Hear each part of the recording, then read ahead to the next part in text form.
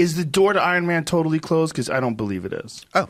You guys can go through time now. You can go. You already opened up that door. Well, let me ask you the question. If I pick the jersey back up and put it on, wouldn't you feel a little bit like, oh, no. crap? No. Oh. Here's what I think. All right. They go through a few semi-lackluster Avengers movies without you. Nerderotic.com. Black Widow director Kate Shortland falsely claims Scarlett Johansson's Natasha Romanoff is the only Avenger without superpowers. That statement would be bad enough. Of course, she's forgetting Hawkeye, Ant-Man, the Wasp, Iron Man, War Machine, Falcon. But it's made worse by her echoing the sentiments of Scarlett Johansson, who calls Black Widow an MCU film for the Me Too Time's Up era. It shows where Kate Shortland's priorities are. It also shows where Marvel's priorities are, or Kevin Feige's. It's shown that they've lost their way, and it turns off the fans before the film comes out.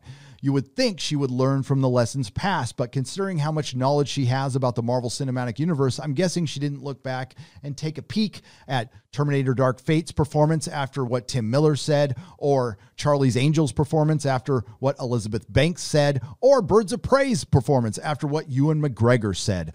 Before we get into this article, the question has to be asked, is Black Widow the next entry into the MCU? And I believe the short answer is yes. Thanks for watching. Please like, share, and subscribe. Now, I'm just kidding. Got a lot to say on this.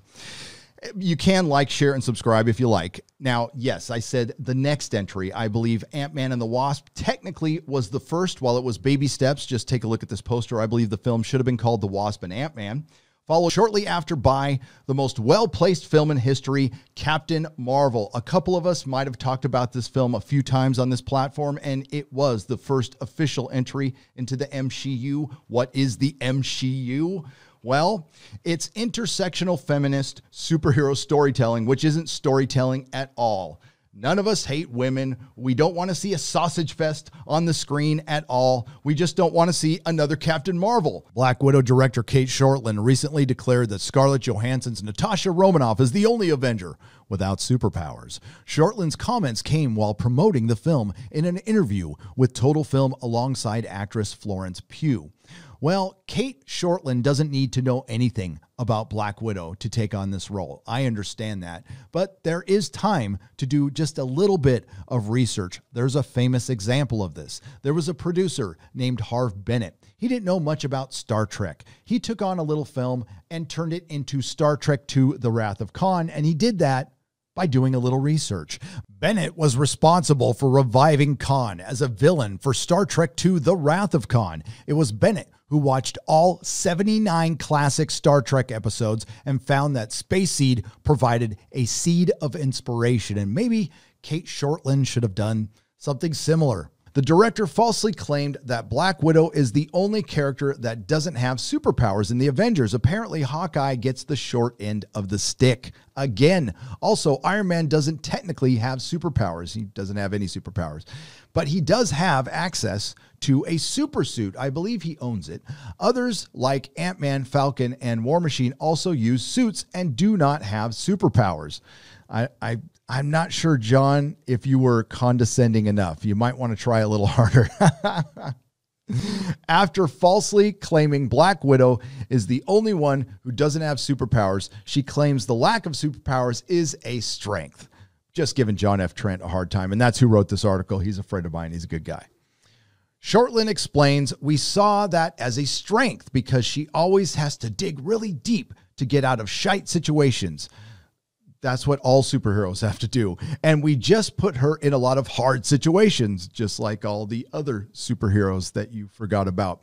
I thought about women walking to the train station being attacked and what happens. What do you think about, Kate? She unfortunately continues. Natasha's like Jodie Foster's Clarice from Silence of the Lambs. No, she isn't.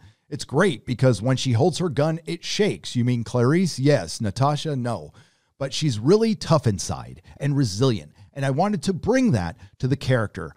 Well, considering that she probably hasn't watched the previous MCU films, I hate to tell her that Jon Favreau has already brought that to the character, and love him or hate him, he is a bit of a psycho. Joss Whedon has already brought that to the character as well.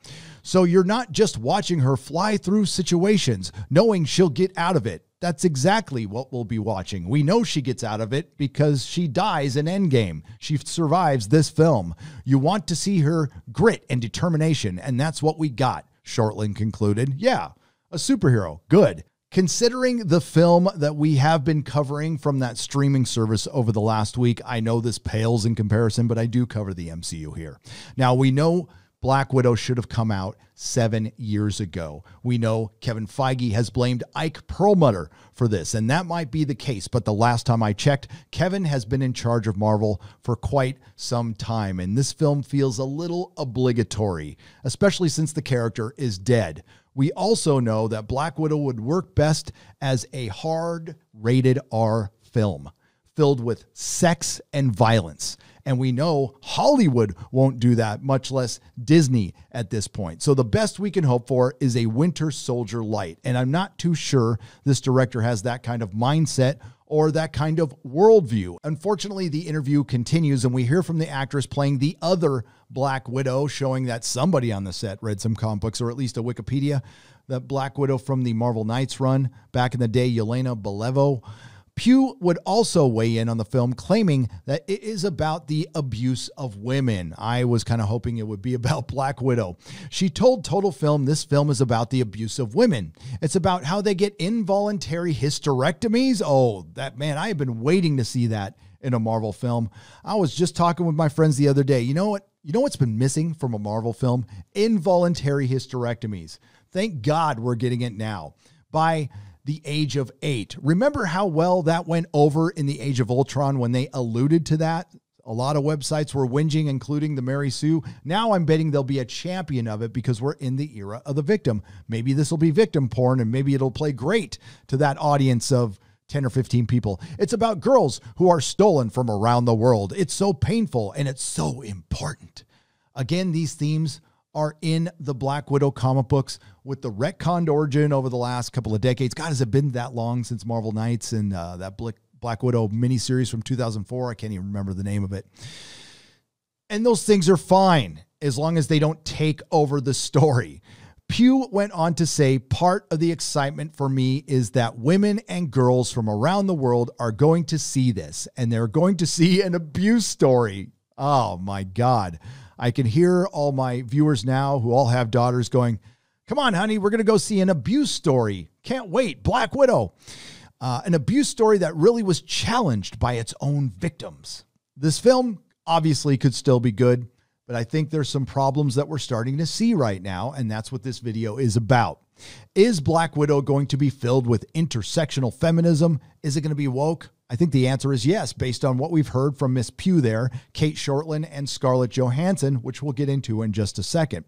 There's also the problem of actors sometimes being a bit hyperbolic and making a little more out of their film than what it really is, which ends up doing damage by turning off your audience. There's also the problem of Disney letting the MCU collectively go to their heads and thinking it is now an influential cinematic universe instead of an entertaining cinematic universe.